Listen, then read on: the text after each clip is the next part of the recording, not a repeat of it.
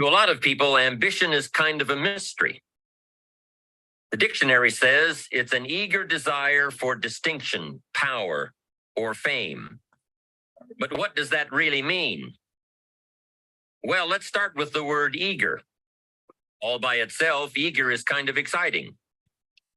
Because how I see it, living a better life, having a better family, and making a lot of money takes an eager desire. We have the remarkable ability to get exactly what we must have. But there is a difference between wishes and desires. We have to have the desire to exercise a little more and eat a little less. The I wish I could lose weight has to become, I have the eager desire to lose weight. I'm also sure you've heard people talk about wishing they had more money to pay the bills. But before their lifestyle can change, their wish needs to become a desire. The backbone of an eager desire to change is discipline. True ambition is disciplined, eager desire.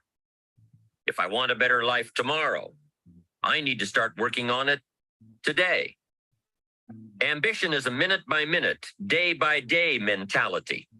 To have the ambition to work towards a better family life, a newer car, a bigger house, a financially secure future, you have to live it every moment. If living a successful life was easy, I'm sure more people would be successful. If just being ambitious was enough, I'm sure all of the broke and perplexed people in the world wouldn't be broke and perplexed. While most people spend most of their lives struggling to earn a living, a much smaller number seem to have everything going their way. Instead of just earning a living, the smaller group is busily working at building and enjoying a fortune. Everything just seems to work out for them. And here sits the much larger group, wondering in awe on how life can be so unfair, complicated, and unjust. So what's the major difference between the little group with so much and the larger group with so little? Despite all the factors that affect our lives, like the kind of parents we have, the schools we attended, the part of the country we grew up in, none has as much potential power for doing good as the ability to dream. Dreams are a projection of the kind of life we want to lead. Dreams can drive you. Dreams can make you skip over obstacles. When we allow our dreams to pull us, they unleash a creative force that can overpower everything in our way. To unleash this power, though, your dreams must be well defined. A fuzzy future has little pull power. Well-defined dreams are not fuzzy. Wishes are fuzzy. To really achieve your dreams, to really have your future plans pull you, your dreams must be vivid. If you've ever hiked a 14,000-foot peak in the Rocky Mountains, one thought has surely come to mind. How did the settlers of this country do it? How did they get from the East Coast to the West Coast? By foot. Carrying one day's supply of food and water is hard enough. Can you imagine hauling all of your worldly goods with you? Mile after mile, day after day, month after month. These people had dreams, big ones. They had ambition. They didn't focus on the hardship of getting up the mountain. In their minds, they were already on the other side. Their bodies just hadn't gotten them there yet. Despite all of their pains and struggles, births and deaths along the way, those who made it to the other side had a single vision: to reach the land of continuous sunshine and extraordinary wealth. You've got to be a dreamer. You've got to see the future finished in advance.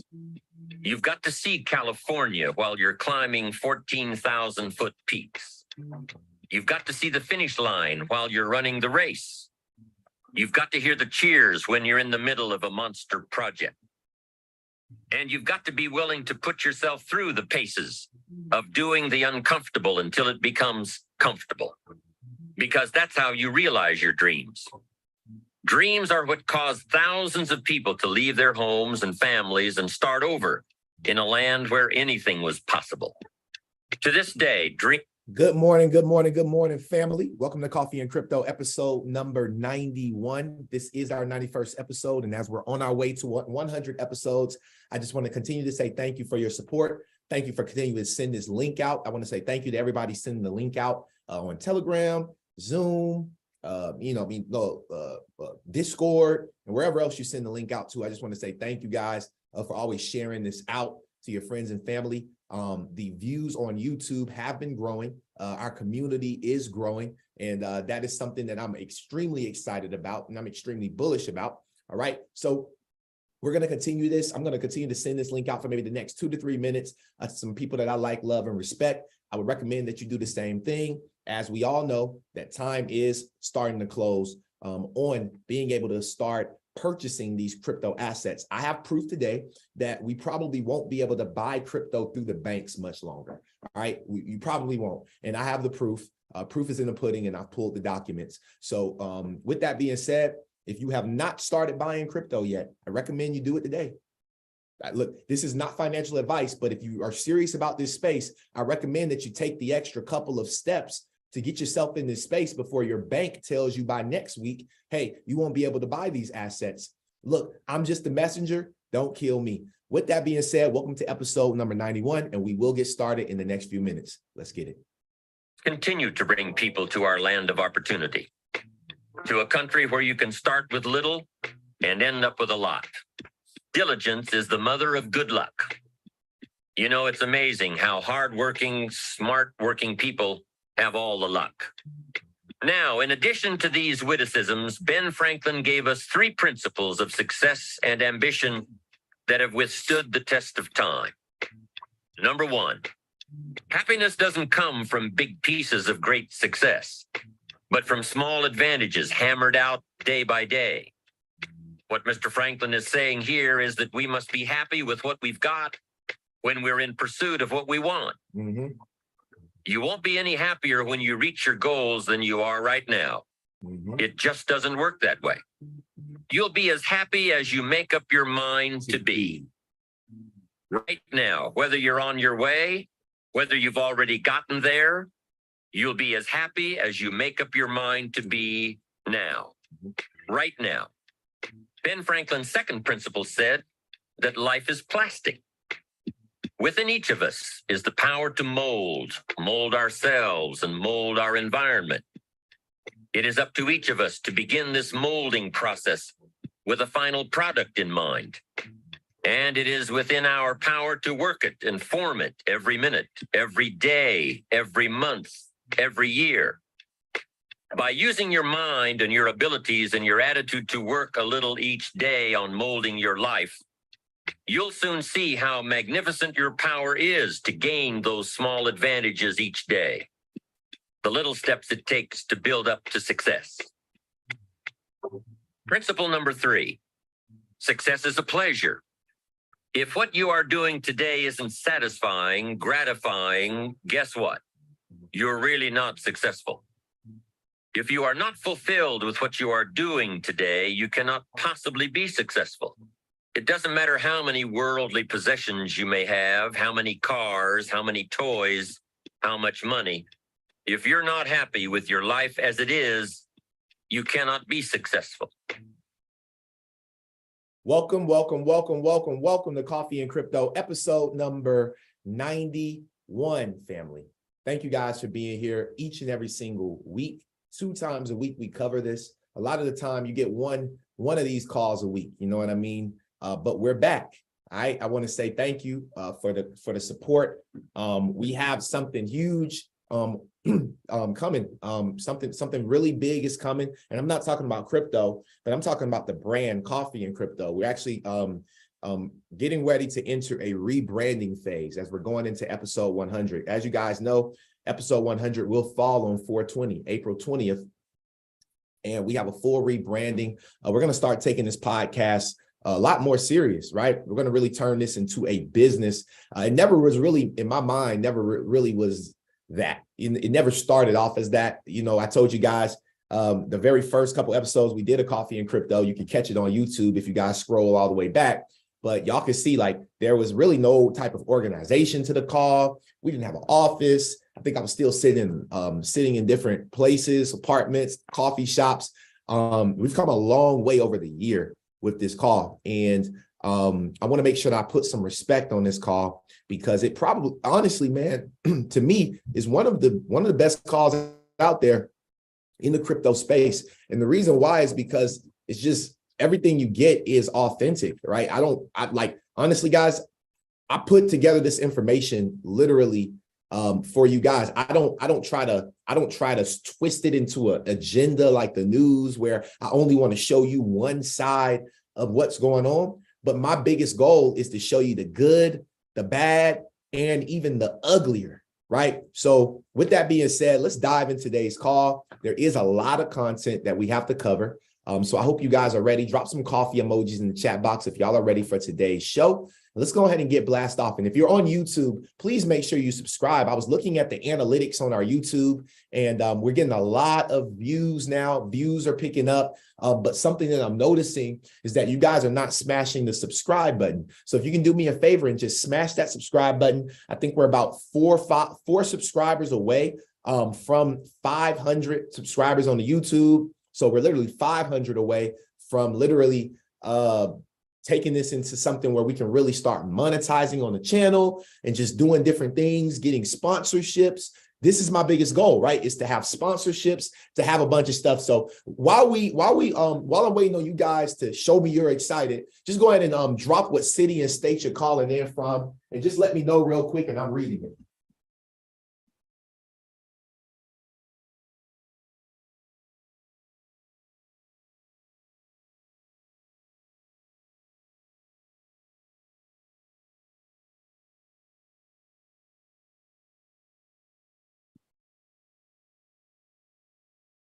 Let me see where y'all calling in from. Let me check this out.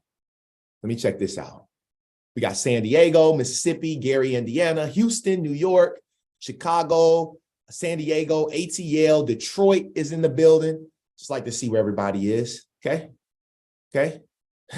My boy is in Tuskegee. Shout out to Tuskegee University. Tuskegee out in the country right now, Tuskegee, Alabama. Shout out to Tuskegee. All right. Beautiful. Atlanta's in the building. Awesome. Well, cheers to you guys. I got this cup this morning that said rise and grind. You know what I mean? So let's rise up and grind up today.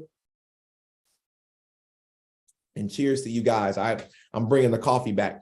It's crazy that I call it this show Coffee and Crypto. And honestly, y'all, I never was really the biggest coffee fan, but coffee's kind of good, man. Like, coffee's good. It's good for your soul. Good. It's good tasting. You know what I mean? So we definitely want to get a coffee sponsor soon for the show. So help us get to 1,000 subscribers. Help us get to beyond that on our YouTube channel by sharing out these videos and just letting people know. All right. So with that being said, let's dive into today's content. Okay. So first thing I want to do is start with CoinMarketCap and just take a look at what is going on in this market. So we're a little over $1 trillion market cap. We're about $1 billion. We're about $1.5 billion over $1 trillion market cap. So crypto is bullish. It's doing well. Bitcoin's up 10% over the last 7 days, up to $27,000, guys. Ethereum's up 5% right now over the last 7 days, up to 17.52. All right. We do see that Tether and USDC, both of these have pretty much repegged back, okay, to their original pegging. You know, they bounce between 99 and $1, right? We'll see USDC end up hitting $1, but we've seen this coin depeg. And so the beautiful thing about it is USDC, out of all the stable coins that have depegged from the dollar due to news and due to things that's going on, the beautiful thing about this, family, that I love is that USDC is now connected, and it's the only cryptocurrency that was able to reestablish its peg, the only stable coin that reestablished its peg, which shows us how powerful this asset is and how powerful this team is, right? Then you have XRP sitting up 20% right now, 20%, okay, over the last 7 days. And it really wasn't 7 days. It's really been the last 2 days. We've seen XRP literally explode all the way up to about 50 cent, drop back down to about 40 cent, 39 cent. And then we saw it explode last night back up to about 45 cent. Now we're sitting at 43 cent, guys. So we have been tracking XRP. We've been trading it within our private group. Okay. Sorry about that yesterday, guys. I was literally locked out of my Zoom call. So I want to just thank God that I'm able to even log into my Zoom today, because last night we weren't even able to have our XRP trading call because I got locked out of my Zoom call because I didn't know my password, because usually my Zoom is always logged in. So you forget your password. So it happens. All right. But we are doing well in regards to XRP. So I want to say congratulations. And let's dive into more content. Now, this was put out March 22nd. Okay.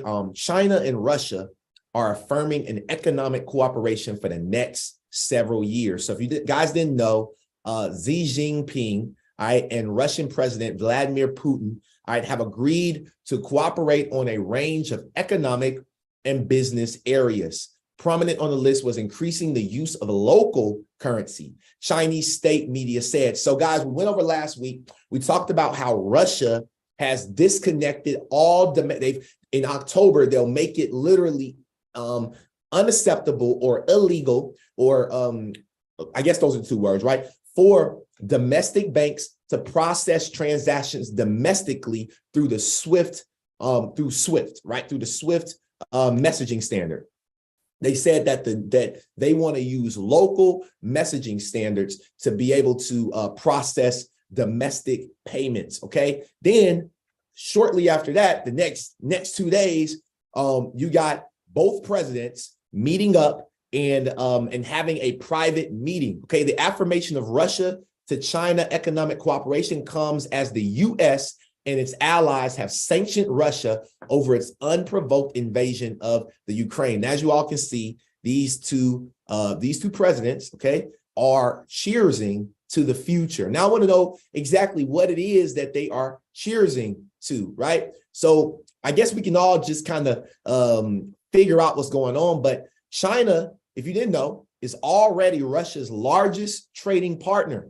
Official statement from both sides disclosed few details on numbers or timeline of implementation, while noting the plan focused on the years leading up to 2030. It's something about 2030. So y'all remember Y2K, right? So yeah, Y2K. Okay, that was when they said the world was going to end, right? So they always have these like years that different things are supposed to happen. 2030 is a pivotal year for a major shift to happen in our world, in our globe. And guys, 2030, that is how, and it's 1017 right now. Shout out to 1017. But 2030, family, okay, is it's going to be a year that you're going to see a lot of stuff happen. And that's 7 years from now, right? 2030 is literally about 7 years from right now. A lot can change in 6 to 7 years. A whole lot of stuff can change in 6 to 7 years, guys. All right. So we have to be prepared. We have to stay in the know, right? Now it says, while the Chinese side only said they would commit to significantly increasing bilateral trade volume by 2030, the Kremlin release described the planned trade growth as multiple times over. China's imports from Russia grew by nearly 49% last year in yuan terms to 763.75 billion yuan, which is 110.89 billion USD, according to China customs data assessed through WIN information. That's faster than the roughly 28% increase in 2021. Okay. So global trade, what are we talking about? We're talking about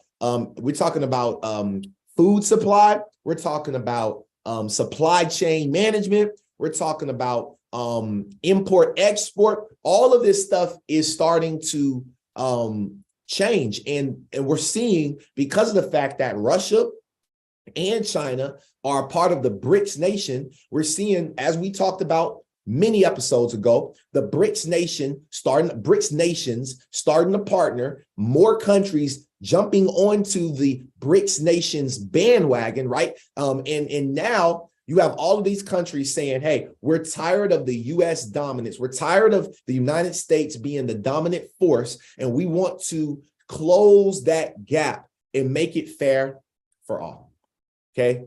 So, yep, you saw something about Mexico joining. I don't know. Let me know. Drop it in the Discord. Again, y'all go do the research. Y'all can't count on me to know everything. Go do the research and drop it in the Discord. You know what I mean? Let me know, because it's too much stuff to know. I can't tell you everything that's happening in the world, but I can tell you the stuff that I come across. All right. So with that being said, this is a video, all right, where it says this is from Putin. He says, we are in favor of using the Chinese yuan for settlements between Russia and the countries of Asia, Africa, and Latin America. If you think about it, the BRICS nations, you have Brazil, you have Russia, you have India, you have China, you have South Africa.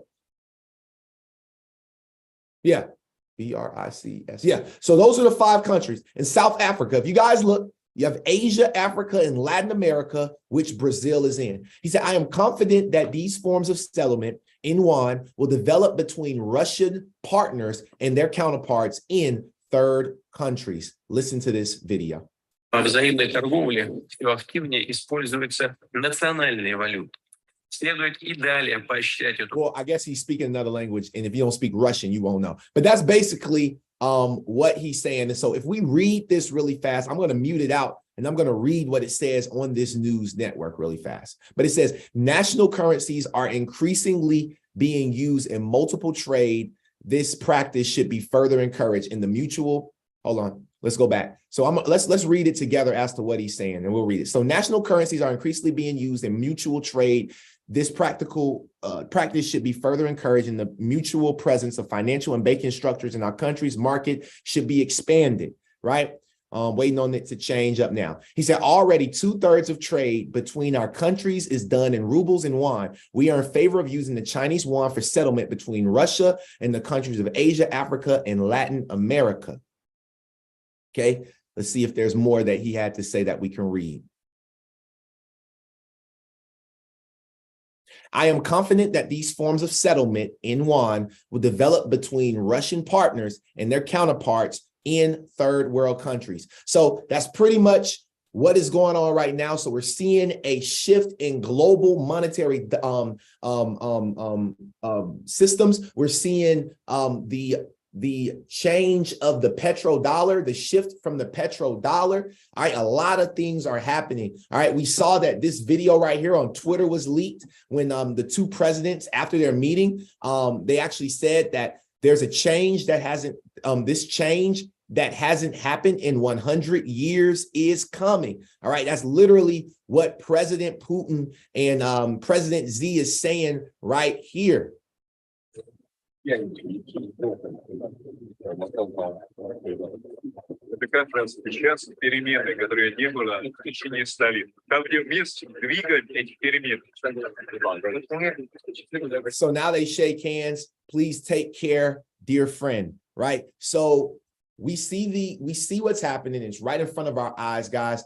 And the biggest question is, are you going to do what they do, or are you going to do what they say? Are you going to do what the news is telling you to do? Or are you going to pay attention to what these leaders are doing and figure out how you can do it? Maybe not on a large scale, right? But how you can do it on the scale that you can do it on to make sure that you're ahead of the curve, right? So these meetings are happening, guys, all over the world right now. There's regulatory meetings happening all over the world. And we are literally, I believe, moments away from something catastrophic happening to our global system, not just financially, but in every way possible, guys.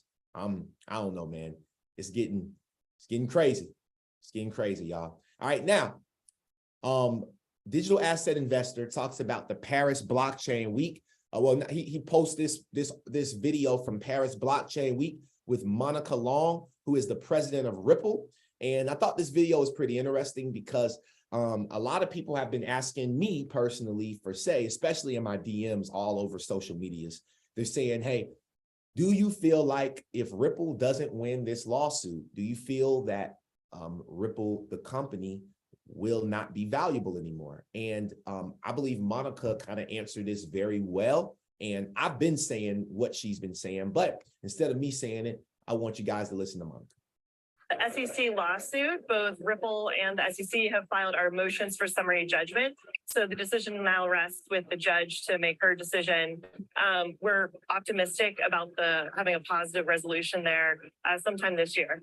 Can you give us any further timeline? Because it seems the action in the XRP token seems to assume something's around the corner.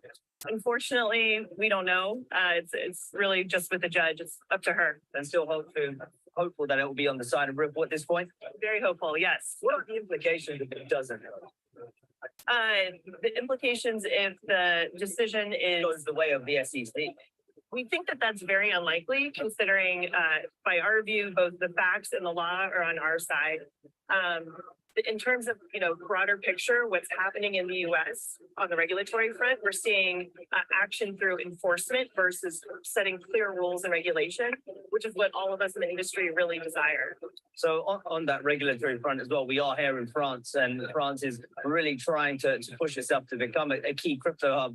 Not just here in Europe, but globally as well. So as you look at what's happening in Europe with countries like France and Switzerland trying to create sort of crypto-friendly environments versus the US and the SEC, which is very heavy on the enforcement side at the moment, as a business, is the US falling behind? We think so. And so you raise a great point.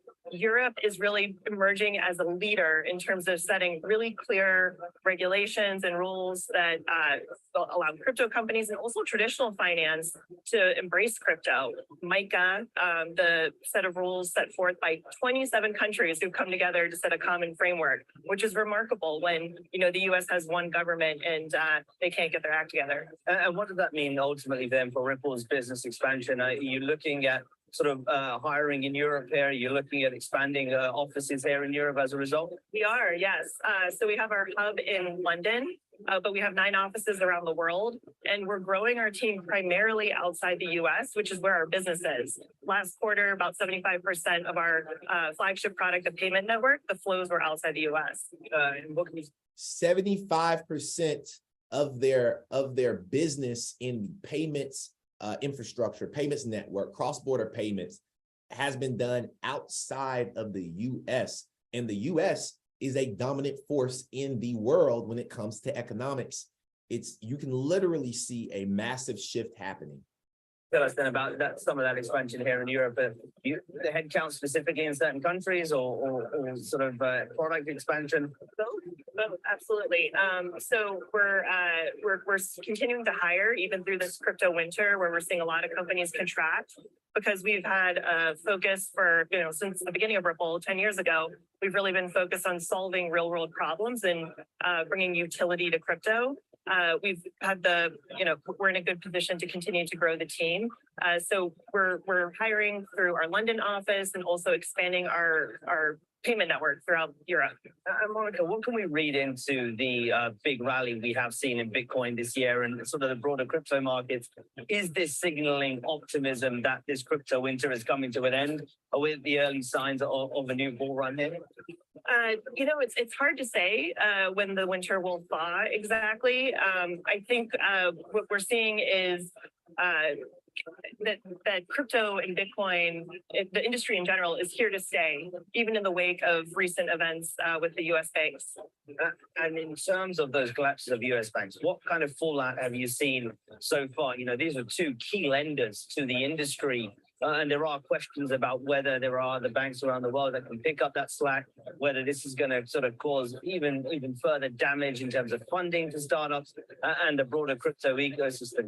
What are the sort of potential implications there? We're seeing some strong resilience in the crypto markets, considering those 3 banks, Silvergate, Signature, and Silicon Valley Bank, were 3 of the most crypto-friendly banks in the U.S. So we saw crypto effectively become unbanked in the U.S. overnight, shutting off those U.S. dollar on-ramps. But in pretty quick order, we've seen that, the industry not only persist, but kind of revive itself. And now we're seeing new banks in the U.S. kind of come into the fray. The bigger question, though, is U.S. regulators' outlook. Some in the industry have called this choke point 2.0, where the U.S. government is taking action to sort of snuff out crypto, which is impossible. This is technology that, the genie's out of the bottle. You can't put it back in. It's going to exist. So it's a question of which countries are going to embrace it and set forth rules that allow the industry to thrive. And I think that you're going to see the innovation leave the US. And even though a lot of companies there will start talking about decentralization and crypto as an alternative to traditional finance, it's still very clear that a lot of these companies rely heavily on the traditional banking system. That's true. That there's I think an interlacing. And our vision at Ripple and what we've always talked about is that the way that blockchain and crypto can really modernize financial systems is by plugging into and working with traditional finance, not overturning it or disrupting it. And in terms of the banking, there's this big lot of turmoil here in the banking sector at the moment. You work with financial institutions. Given that turmoil we are seeing, are they sort of turning away from your product at this point, given trying to sort of put out the fires elsewhere? Is this a bit of a pause in the industry in terms of adoption of your products? We're not seeing that.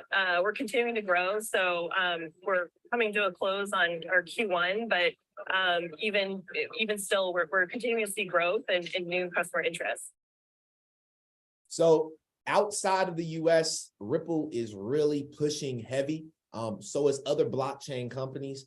And no matter what happens in the US, guys, the beautiful thing about this is XRP is a digital asset. Even if Ripple the company was not able to IPO, or even if they IPO'd and there were some type of laws that kind of still made XRP, the digital asset, still be able to not perform in the way that we know that in its greatness, right? In its full magnitude, because of the fact that the world is bigger than just the US, right? Because of that fact, if a majority of the world adopts XRP and let's say the US goes with the Fed coin, and let's say they go with R3 Corda, or they go with some other cross-border payment system, right? Ripple, again, Brad Garlinghouse has said it before. What did he say? He said, we don't need 100% of the market. We don't need 100% of every single country. He said, as long as we can get these smaller countries, the countries that are ready, the countries that really want this utility to change what's happening with their money transfers, and especially like with all of their citizens leaving their countries, these third world countries, and coming to places like the UK, coming to places in Europe, coming to bigger countries in big country like the United States, right? We will still see this innovation continue to push forward. All right. So that's extremely bullish. And I hope that you guys are excited about where we are headed. Now, the SEC is continuing to go ham. All right. So the SEC versus Ripple verdict could come at a pivotal time for the crypto industry, right? What are we talking about? Okay, let's talk about it. As commuters rush through the arrivals halls at Washington, D.C.'s iconic Union Station, they are greeted with a phalanx of fast food restaurants, coffee vendors, and the occasional retail store. Around 100,000 people pass through each day, many of them Wall Street types, taking the Amtrak from New York City to the government business. Others are local commuters scrambling to work from DC suburbs, and of course, tourists visiting the nation's capital. Okay, amid the chaos looms a large blue billboard, all right, with bold white lettering bearing the words, "Crypto means business." Underneath reads the name of billboard sponsor, Ripple. So Ripple is promoting all through DC right now with all of this legislation happening, right? So what does that mean? That means that something is about to happen. We saw the price of XRP jump 26 to 28% in 24 hours. Now, guys, that's nothing. That was nothing. Like, a lot of people got excited, and I got excited too, but I want y'all to realize that that's nothing. Right? That little amount of money that we saw happen, that's nothing. We have not seen utility. We have not seen utility for crypto truly go online yet. So once the utility goes online for crypto, right, we will see larger increases. 26% in a day is nothing. When all of these, when this lawsuit is over, and when all of these financial markets that are already available starts to tokenize, all right, when they start to digitize through blockchain technology, through distributed ledger technology, using ODL, on-demand liquidity through the Ripple network, we will see we'll see an increase in price like we never saw it before. And people will say, damn, I didn't see it coming. All right. And they won't see it coming. Ripple is going to pass by people like a train, right? And if you watch my IG, I posted this video right here as a joke, but it's not a joke, guys. Watch this. This is how Ripple will pass you by. Did y'all even see it? You didn't even see it. Watch. Phew. Boom. And then it's gone. You won't even see. People won't even see it coming. They won't even see it coming. And the people that are not prepared, some people are going to be standing on the track and they're going to get ran over. Some people are going to get ran over, guys. This is what we are going to experience. Good morning. This is what we are going to experience, guys. So this Ripple lawsuit should be over in the next couple of days, guys. And until it happens, again, the SEC versus Ripple verdict could come at a pivotal time for crypto industry. Until the case gets settled, the crypto business is in a regulatory void, right? Now, in further news with the SEC, reporting live from the Wall Street Journal, the SEC plans a lawsuit against Coinbase, right? So the SEC has literally sent Coinbase a legal threat. All right, it's called a Wells notice. That's the word I was looking for. A Wells notice. So let's read through this article real quick. The SEC has told Coinbase, all right, that it plans to take enforcement action against the company, escalating its crackdown on digital currency firms by targeting the biggest U.S. crypto exchange. Coinbase said it had received a letter from the SEC known as a Wells notice, in which regulators say they believe companies or individuals violated investor protection laws. The notices are final because the agency's commissioners must authorize any lawsuit or enforcement settlements. By warning Coinbase about a potential lawsuit, the SEC is setting its sights on one of the biggest in the game. A publicly traded company that has helped bring tens of millions of customers into this space. Basically, what they said was that Coinbase has been selling unregistered securities, and they have a crypto lending platform, right, where they're able to stake and earn rewards. Their rewards program, which we know the SEC has been going after rewards programs as well. And Coinbase, and we know the SEC is going after stable coins. And we know that USDC is connected to Coinbase. So Coinbase has a lot of smoke under them right now. And the terrible part about it, let me come up here real quick and talk to y'all. Here's the thing. Coinbase could have been in a better position right now. You want to know how? How? If they had pulled an uphold move, if they just had Ripple's back. Uphold never delisted XRP. Coinbase turned their back on XRP. Crypto.com turned their back on XRP. Let me tell you something. If Coinbase had have got into the ring with the SEC and Ripple and had Ripple's back this entire 2 years, they would have been able to be in the same place. But the whole point of the matter is this. This lawsuit with Ripple is getting ready to end. Coinbase's lawsuit is getting ready to begin. Y'all see the difference? So now XRP Ripple will have regulatory clarity in the US as a digital asset, and the largest exchange, which is traded publicly on the stock market right now, is about to go under scrutiny. They're under scrutiny right now, and they're about to get sued. This right here shows you that we are stronger together. These companies should have stuck together and not allowed for the SEC to just attack them. This is the problem. That there was no real brotherhood. Why? Because there's so many snakes that needed to get pushed out of the grass in this industry. And now that the snakes are getting pushed out the grass, the real companies can come in and do what they need to do. So what did the Coinbase have to say about this? Coinbase had to say this, and I'm gonna read this to you. Okay. Today we are disappointed to share that the SEC gave us a Wells notice regarding an unspecified portion of our listed digital assets. Unspecified, right?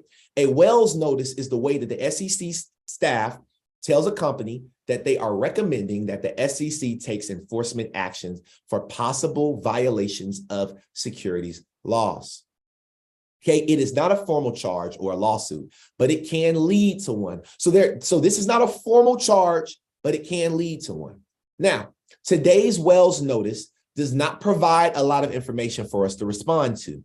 The SEC staff told us they have identified potential violations of securities laws, but little more. We asked the SEC, check this out. We asked the SEC specifically to identify which assets on our platforms they believe may be securities, and they declined to do so.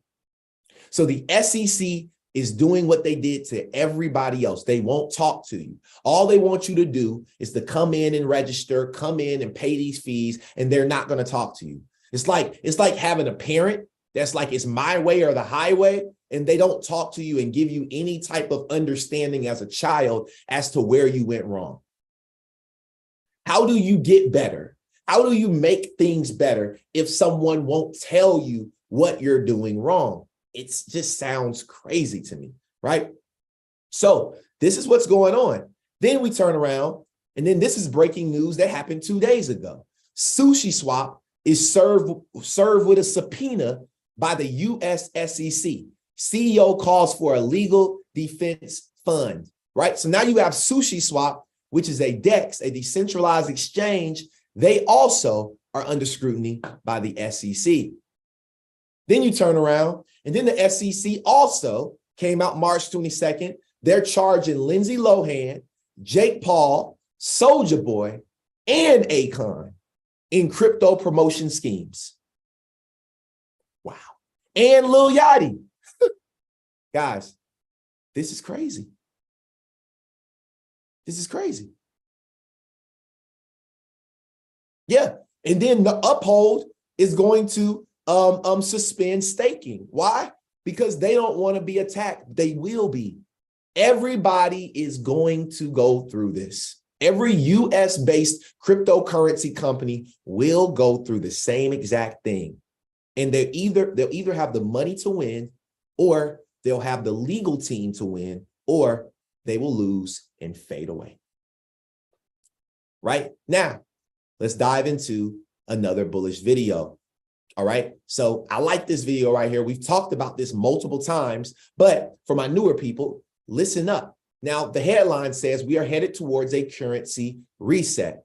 If it is a cryptocurrency, if it is a CBDC, we're gonna get bargaining, right? I told you guys before, what they're gonna do is they're gonna start with a higher number. We all know, like literally, they're going to bribe you for a couple of weeks. They're gonna say, hey, turn your cash dollars into your local bank, and we're going to issue you the Fed coin. We're going to issue you a digital dollar, which will replace the physical dollar. Once that happens, they're going to probably offer you maybe $1.50, or maybe they'll offer you an extra dollar for every dollar that you put in. So for every dollar you put in, you get an extra digital dollar, but maybe they do that for 2 to 3 weeks.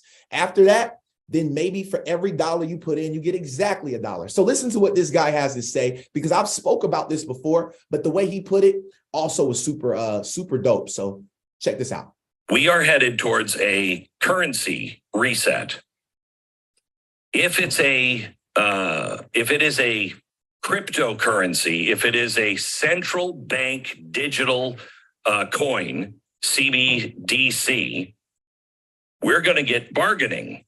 And here's what's going to happen. The government will step in and say, this is too big for anybody else to handle. We'll handle it with the Fed. We're resetting the currency. It's going to be a digital dollar. It'll be in the Fed. Every American has an account now with the Fed. We will give you more than what your dollar is worth right now for the first, 8 weeks. Your dollar will be worth $1.25.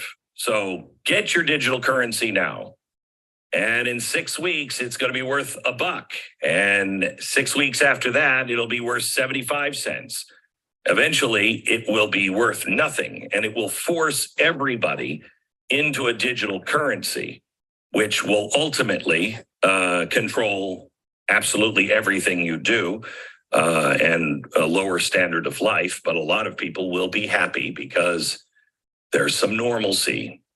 It also would mean most likely a war.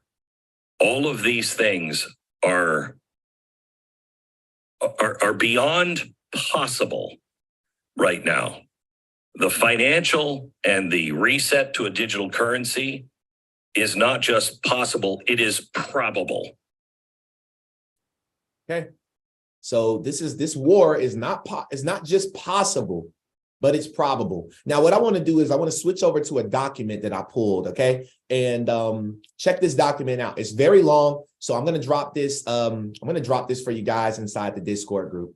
However, I want you to check out this article right here, okay? So this right here came out of this month, okay, a couple days ago. This is the economic report of the President of the United States, okay? Transmitted to Congress March 2023. Okay, so this is their annual report of the Council of Economic Advisors, right? So let's go and dive into this article right here. Okay, this is where we talk about, we really deep dive into the rabbit hole, family. Okay, let's go look at the contents, the table of contents before I take y'all to chapter 8. Chapter 8 is where we're going to talk about today. Now, chapter 1, pursuing growth. Enhancing policies in today's changing world. They're letting you know that the world is changing. Chapter 2, the year-end review and the years ahead. Chapter 3, confronting new global challenges with strong international economic partnerships. Chapter 4, investing in young children's care and education. I feel like they probably used ChatGPT to write this crap. All right, chapter 5, building stronger post-secondary institutions, building stronger post-secondary. That means, what does that mean, y'all? That means that there are new institutions, financial institutions that will be stronger, that will be built out. Y'all don't want to go nowhere, family. Chapter 7, competition in the digital economy, new technologies and old economics. Okay. Chapter 7, competition in the digital Chapter 8, digital assets, relearning economic principles. This is where we're going to start today. Okay. And then opportunities for better managing weather risk in the changing climate. So let's go ahead and skip down to chapter 8. Digital assets, relearning the economic principles, right? So I don't have time to read all of this, but I want to kind of talk about some of the things that they talked about in here, okay?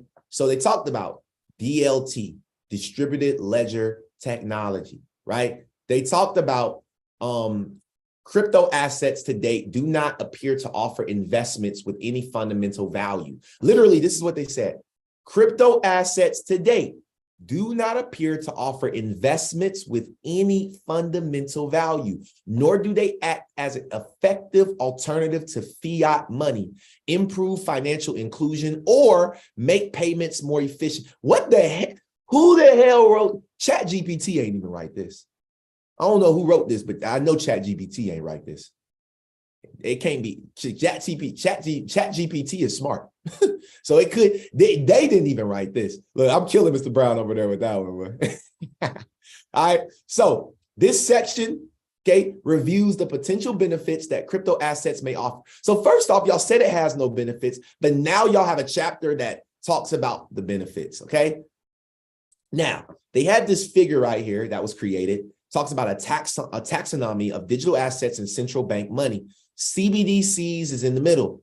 Central bank money, all right, and digital assets. Right in the middle, guys, y'all know about these circles. You have CBDCs. The thing that the central bank money and digital assets have in common is CBDC. That means that all roads lead to CBDCs. They're literally letting us know that through that particular graph right there, that circle graph, right? Now, let's continue to scroll down and take a look. There's a lot to read here, guys.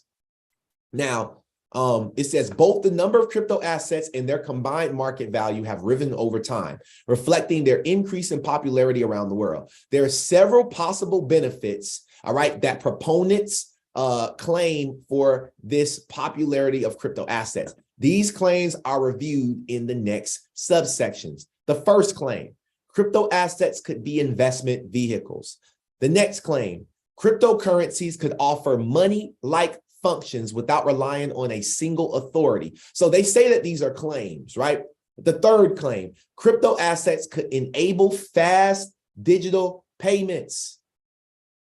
Claim 4, crypto assets could increase financial inclusion. Claim 5, crypto assets could improve the United States' current financial technology infrastructure, right? They talk about distributed ledger technology so many times in this article. Now you move down and they talk about the reality of crypto assets. Wow. Y'all ready for this? Crypto assets are mostly speculative investment vehicles. They are crushing this industry in the US right now. They're literally crushing this industry, right? Let's see. Let's scroll down. Here we go. Cryptocurrencies generally do not perform all the functions of money as effectively as sovereign money, such as the US dollar. They put this out because the US dollar is losing the dominance, and they have to make sure that the general public, because I'm gonna tell you something, the general public are going to read these documents because this is available to the general public here in the US. People will find these articles. Let's see here.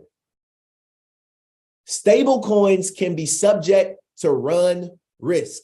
They talk about how they're supposed to be redeemed for $1 each, but then I'm pretty sure that in this article they're going to talk about the different stable coins that crash, right? Which I ain't even read this yet, but Terra USD, I knew they were going to put that in here, right? So continuing to put FUD into the market, fear, uncertainty, and doubt.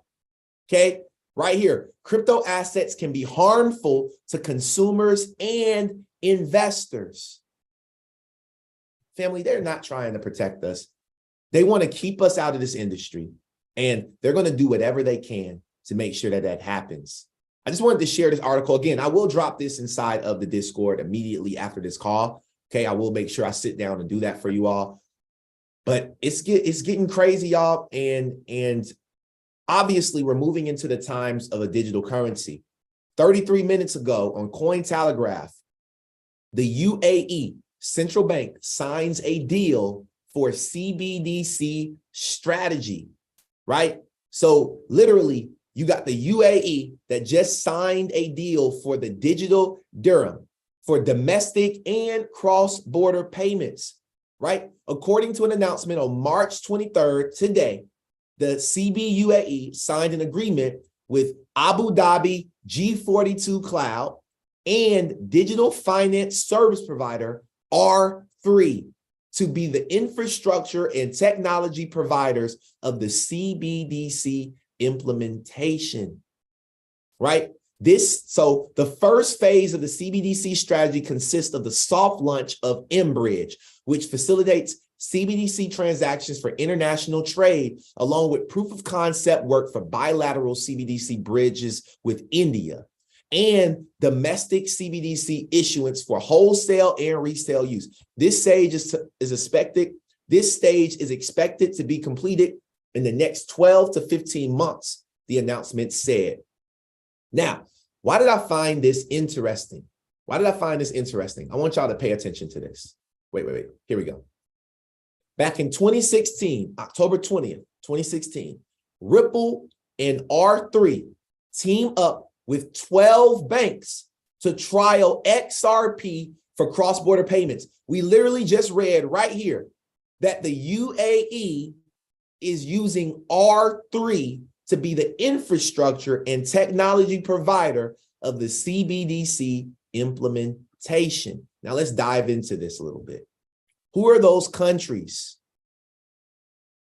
Who are those countries? Right? The R3 member banks involved in the trial include Barclays, BMO Financial Group, CIBC, right? Whatever bank this is, this group right here, National Australia Bank, Naxix, Nordea, Royal Bank of Canada, Santander, Scotiabank, Westpac Banking Corporation. Okay, so literally, they are trialing R3 was trialing XRP as the settlement for these cross-border payments. They said the executives of the R3's member banks commented on the benefits of utilizing independent digital assets like XRP for cross-border payments. Okay, they said that the technology will be a catalyst in reducing complexity, streamlining process, and ultimately lowering the significant costs associated with interbank cross-border payments. So literally, they're saying completely different than what the US said in that article. Then you turn around and then you got Ripple, right? Put out this article March 21st, 2 days ago, talking about crypto liquidity in the future of tokenization. No matter what is happening, y'all, no matter what's happening, you still got Ripple pushing ahead, bringing the world this real world utility. And last but certainly not least, I had to show y'all this. This is a bank out of the UK. It's called NatWest. The reason why I've been pushing you guys to invest into these digital assets, or at least not invest money, but invest your time in educating yourself on what is going on, is because of this right here. Check this out.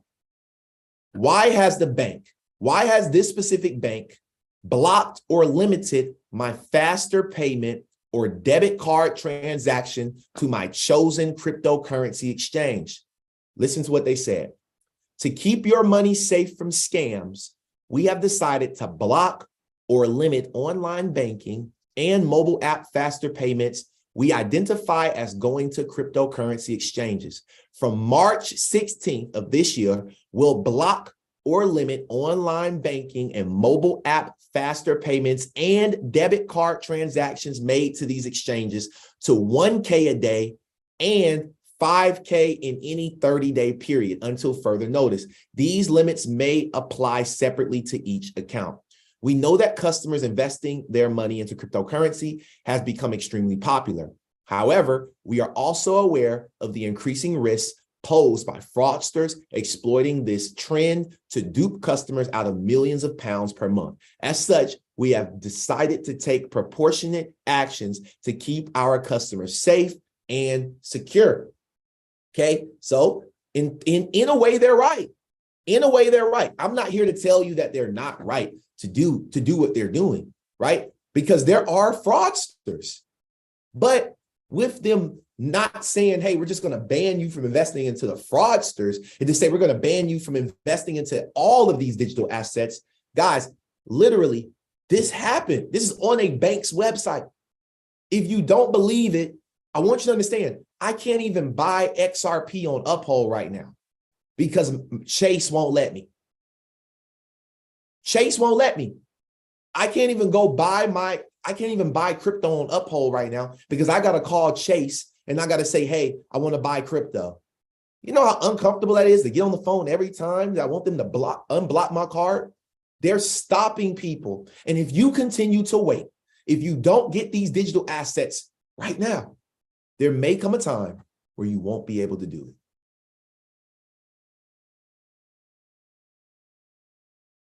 Everybody's Chase account is not the same.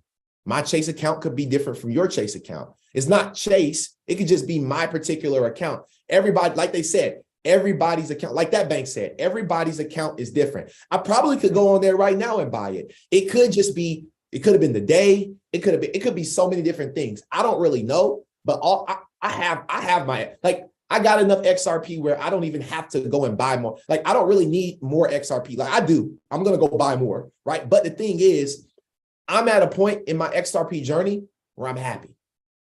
Like if it were to go up today, I'm happy. God, amen. I'm happy. Okay. So I want to say thank you to everybody for taking the time to get on today's call. Cheers, Miss Janet. So you got your coffee. So cheers to you, Miss Janet. Shout out to you. So with that being said, family, hold on. I think I went blurred out for a second.